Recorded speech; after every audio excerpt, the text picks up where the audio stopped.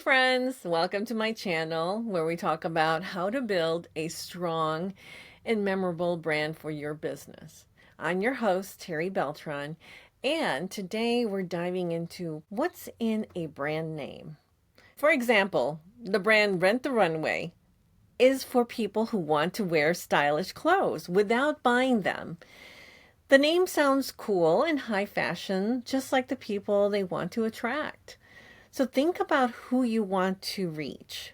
Are they teens, parents, athletes, doctors?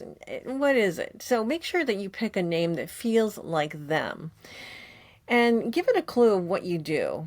For instance, your name doesn't have to spell every single thing out of what you do or what you offer, but it should give a hint. Take the brand name Lyft. It sounds like Lyft, so you know it has something to do about moving or getting a ride. And it does come from the UK. So there's also Casper. It's a mattress company, and the name sounds calm, soft, and friendly. So even though it doesn't say mattress, it gives the right feeling. So test your name with real people, people that you know that fit your target market. Once you have some name ideas, ask them what they think about it. What does this sound like? Can they easily spell it? Or do they get confused? Are they not sure what exactly you're selling or what your business does? So you don't want people to be confused. And if they are, then you need to make some changes. And so you need to check online too, also to make sure that that name might not have been taken, because you don't want any trouble later with trademarks. Think about culture and language as well. So if you're naming a brand that might reach people from a different culture or languages, be careful. You might recall way back when GM had the Chevy Nova. Well, Nova in Spanish means no go, so that was really kind of not good for them to do that. And there's many more that I can name, but you don't want to fall into that. So you need to be very careful with what you're providing as a brand name and who you're reaching, especially if you're in a global economy like we are today. Make sure that's not offensive and it doesn't fit into something that you don't want it to translate into, something that's really bad. But you want to make sure that your target market and your customers can pronounce it. Because if you have a culture or you speak a different language and you want to incorporate your culture into that brand name, just make sure that that name is something that someone who doesn't speak your language can pronounce. Because if you're in a situation where you might be in public and someone's interviewing you and they can't pronounce your brand name, that looks kind of embarrassing. So make sure you test that out as well. So does your name sound strange or funny in another language? You need to make sure that it's really going to emulate more with the people and understand exactly what you do and be able to be pronounced correctly. So how to brainstorm good names. Here are some ways to come up with great name ideas. Mind map. Write down all the words to describe your business so you can come up with a brand name. Is it happy? Style? Is it power? Convenience, different things like that. Describe what it is that you do. So that's going to help you come down more into a brand name. So brainstorm all those.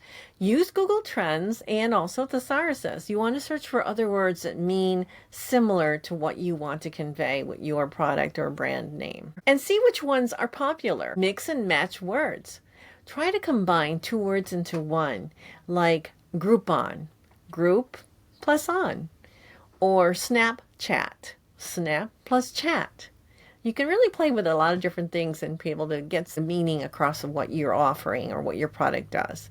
Once you have a few good ideas, it's really good to ask people what they think, especially if you've got a group of people you can ask that fit your target customer market.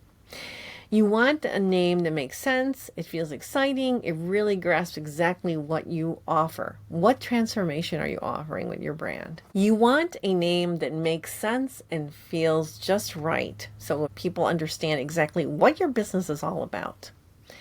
Here are some mistakes to avoid when you're coming up with your brand name. Now keep in mind there are some brands out there that definitely ended up creating the industry name, like Kleenex. But that's one example of when it became an industry name. And of course, other brand names followed it and they had to come up with their own names. So here's some few things you want to watch out for and make sure that you avoid this. Don't go for too basic names like cool t-shirts. That won't stand out. And you want some creativity in your brand name. And then also trademark trouble. Make sure you don't fall in love with a name and it's already been taken. You need to check online with trademark.gov to make sure in their database that that name has not been taken. Also, make sure no website has been taken with that name because you want a domain name with that name so people can find your products, your services online. And that's really important to double check on that. And at least something close to your domain name or that you can use with the name is really key. And then culture confusion. We talked about this already, but it's worth repeating. Always test your name in different languages and communities. You want to make sure that you're not offending anyone and same thing versus the other way. You want to make sure that people that aren't understanding, if you have a cultural language, that they understand what you're offering because this is a global economy and you got to make sure. And of course, English is something that's primarily used. So you want to make sure that if you're going to have something like that in your interview, that they understand. And then culture confusion. I know we talked about this, but it's worth repeating. Always test it out and make sure that in different languages and different cultures, it's understanding that you're not offending anyone. And it's really going to make sure that you can also get your product or service into a global economy.